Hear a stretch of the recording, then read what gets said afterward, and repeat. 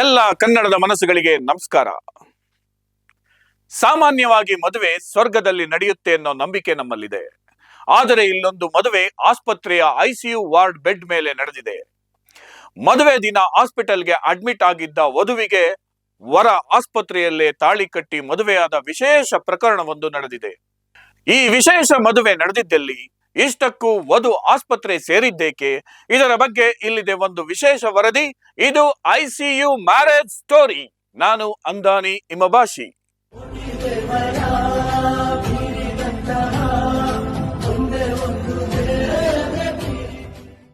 ಮದುವೆ ಅಂದರೆ ಅದು ಸಪ್ತಪದಿಯ ಸಂಭ್ರಮ, ಸಂಬಂಧಿಕರ ಸಡಗರ, ವಧುವರರ ಹೊಸ ಜೀವನದ ಕನಸು.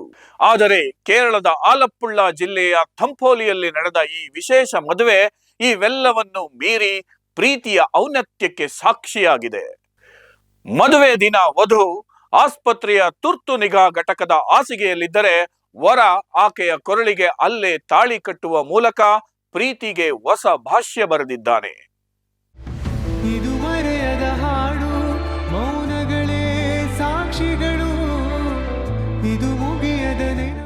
ಇದು ಆವನಿ ಮತ್ತು ಶರೋನ್ ಅವರ ವಿವಾಹದ ವಿಶೇಷತೆ. ಮದುವೆಗಾಗಿ ದೇವಸ್ಥಾನಕ್ಕೆ ಹೊರಡುವ ಮುನ್ನ ಬೆಳಗಿನ ಜಾವ ಮೇಕಪ್ ಮಾಡಿಕೊಳ್ಳಲು ಮನೆಯಿಂದ ತೆರಳಿದ್ದ ವಧು ಅವಳಿಗೆ ಅನಿರೀಕ್ಷಿತವಾಗಿ ಅಪಘಾತ ಸಂಭವಿಸಿದೆ.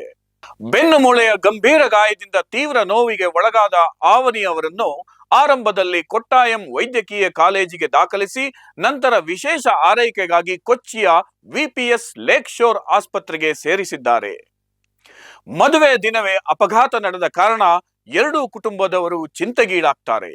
ದೇವಸ್ಥಾನದಲ್ಲಿ ಮದುವೆಗೆ ಬೇಕಾದ ಎಲ್ಲ ಸಿದ್ಧತೆಗಳು ನಡೆದಿತ್ತು. ಬಂಧು ಬಳಗ, ಸ್ನೇಹಿತರೆಲ್ಲರೂ ಅಲ್ಲಿ ಸೇರಿದ್ದಾರೆ. ಆದರೆ ವಧು ಆವನಿ ಆಸ್ಪತ್ರೆಯ ಐಸಿಯುನಲ್ಲಿ ಚಿಕಿತ್ಸೆ ಪಡೆಯುತ್ತಿರುತ್ತಾಳೆ.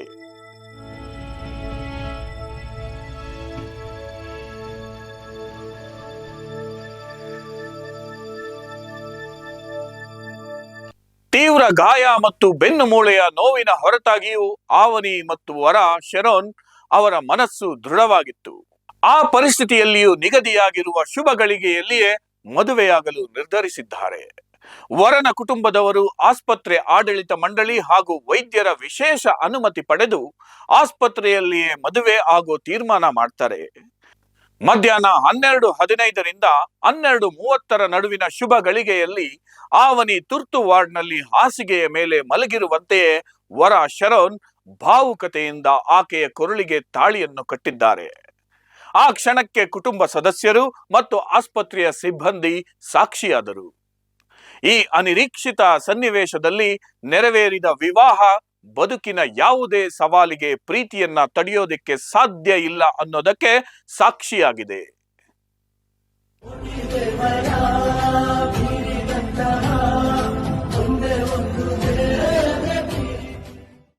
ಮದುವೆ ಸಮಾರಂಭ ಮುಗಿದ ತಕ್ಷಣ ನವವಧು ಆವನಿಯನ್ನ ತಕ್ಷಣವೇ ಚಿಕಿತ್ಸೆಗಾಗಿ ಸ್ಥಳಾಂತರ ಮಾಡಲಾಯಿತು. ವಧುವಿಗೆ ವಿಪಿಎಸ್ ಲೇಕ್ ಶೋರ್ ಆಸ್ಪತ್ರೆಯ ನರಶಸ್ತ್ರ ಚಿಕಿತ್ಸಾ ವಿಭಾಗದ ಮುಖ್ಯಸ್ಥರಾದ ಡಾಕ್ಟರ್ ಸುಧೀರ್ ಕರುಣಾಕರನ್ ಅವರು ಬೆನ್ನು ಮೂಳೆಯ ಶಸ್ತ್ರಚಿಕಿತ್ಸೆ ನಡೆಸಲಿದ್ದಾರೆ. ಇತ್ತ ಆಲಪ್ಪುಳ್ಳದಲ್ಲಿ ಮದುವೆಗೆಂದು ನಿಗದಿಪಡಿಸಿದ್ದ ಸ್ಥಳಕ್ಕೆ ಆಗಮಿಸಿದ್ದ ಅತಿಥಿಗಳಿಗೆ ಮೊದಲೇ ಯೋಜಿಸಿದಂತೆ ಯಾವುದೇ ಕೊರತೆಯಾಗದಂತೆ ಭರ್ಜರಿ ಔತಣವನ್ನು ಏರ್ಪಡಿಸಲಾಯಿತು. ಅಪಘಾತದ ನೋವಿನಲ್ಲೂ ತಮ್ಮ ಮದುವೆಯ ಪ್ರತಿಜ್ಞೆಯನ್ನು ಪೂರೈಸಿದ ಈ ಜೋಡಿಯ ಕತೆ ಮದುವೆಗೆ ಬಂದವರೆಲ್ಲ ನೂರಾರು ಕಾಲ ಸುಖವಾಗಿ ಬಾಳಿ ಎಂದು ಹಾರೈಸೋದರ ಜೊತೆಗೆ ವಧುವಿಗೆ ಶೀಘ್ರವಾಗಿ ಗುಣಮುಖರಾಗಿ ಅಂತ ಕೂಡ ಹಾರೈಸಿದ್ದಾರೆ. ಈಗ ಕೇರಳ ಮಾತ್ರವಲ್ಲದೆ ಎಲ್ಲ ಕಡೆ ವೈರಲ್ ಆಗ್ತಿದೆ. ಇದು ನೈಜ ಪ್ರೀತಿಗೆ ಒಂದು ಉತ್ತಮ ಉದಾಹರಣೆಯೂ ಹೌದು. ಇದಾಗಿತ್ತು ಐಸಿಯು ಮ್ಯಾರೇಜ್ ಸ್ಟೋರಿ. ವಿಷಯ, ವಿಶೇಷತೆ, ವಿಶ್ಲೇಷಣೆಗಳಿಗಾಗಿ ಸದಾ ಗಮನಿಸಿ ಬಿಬಿ ನ್ಯೂಸ್ ಕನ್ನಡ. ಇದು ಕನ್ನಡಿಗರ ಧ್ವನಿ.